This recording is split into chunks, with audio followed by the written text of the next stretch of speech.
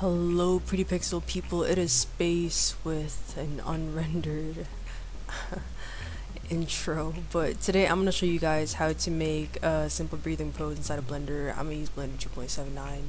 Doesn't really matter which one you use, but I just use this one because yeah. Delete the default cube and then add in an avatar extended. It doesn't really matter which one you use. I think I use extended because of the fingers. I'm not too sure.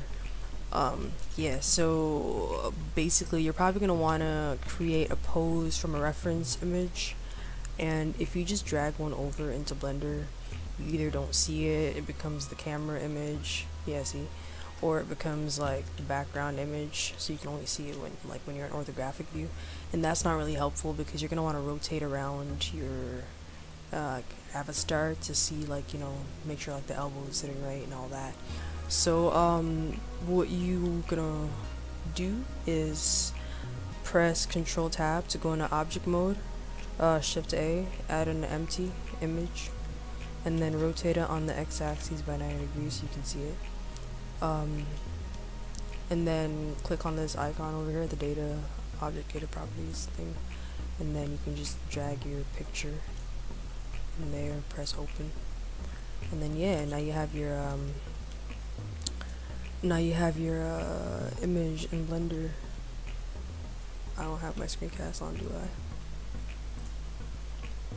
Whoops. But yeah, so some basic navigation techniques or whatever when you're posing is, okay, click on the bones first and then go back to pose mode with Control Tab, or you can just, you know, click down here. But yeah, just say you want the other arm to have the same position as this arm, you can just press Control C and then Control Shift F and then Control Shift V and it pastes it.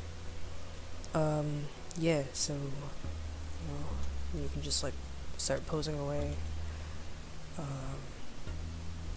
If you want to constrain like the where you're rotating it, like if you want to only rotate it on like the Z axis, then you press R and then Z, and it only move that way.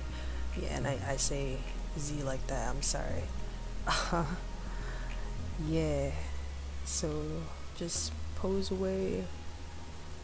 And then what I also do too, cause like AOs typically override, you know, your facial animations anyways, but just to be safe, just to not have RBF when you don't really intend to, is, whoops, press B to box select the bones that you don't want, and then press H to hide it. And yeah, so once you have all your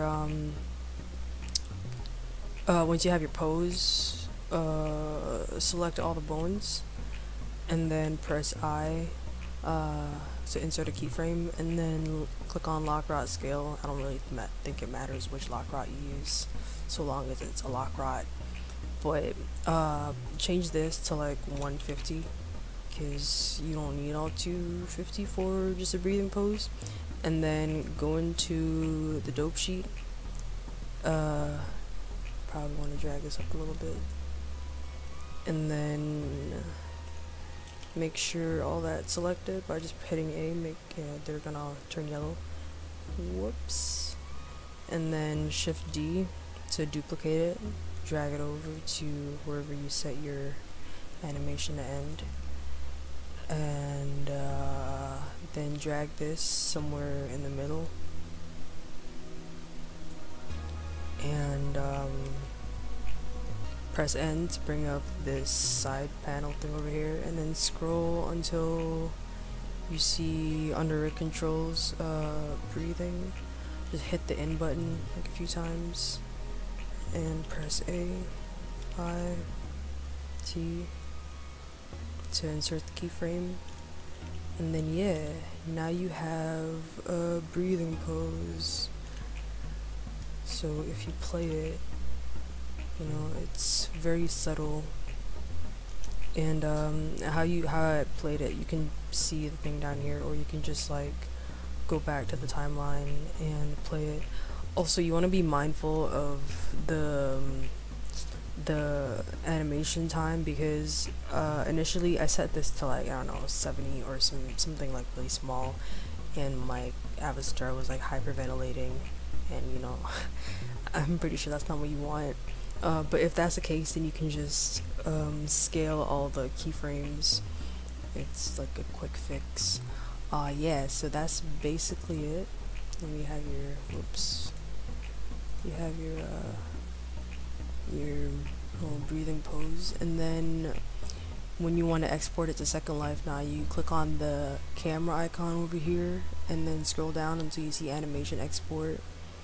I usually go with BVH, but because like when you bring it in World, you can adjust a few things. I think, yeah, you can, and you can loop it in World with BVH too. The anim extension is good for sitting poses, ground poses, squatting poses, all of that, because you bring it in as a BVH file, you're gonna be floating in the air, unless like you fix this or something. Yeah, that's basically it. Oh, and you gotta also loop the .anim animation in Blender before you bring it into Second Life, if it's just like a static pose. Also, if it's a static pose, you don't need 150 frames, but make sure to, you know, set your end frame rate up here when you export it, or before you export it, that way it, you know, actually plays in World. And yeah, that's it.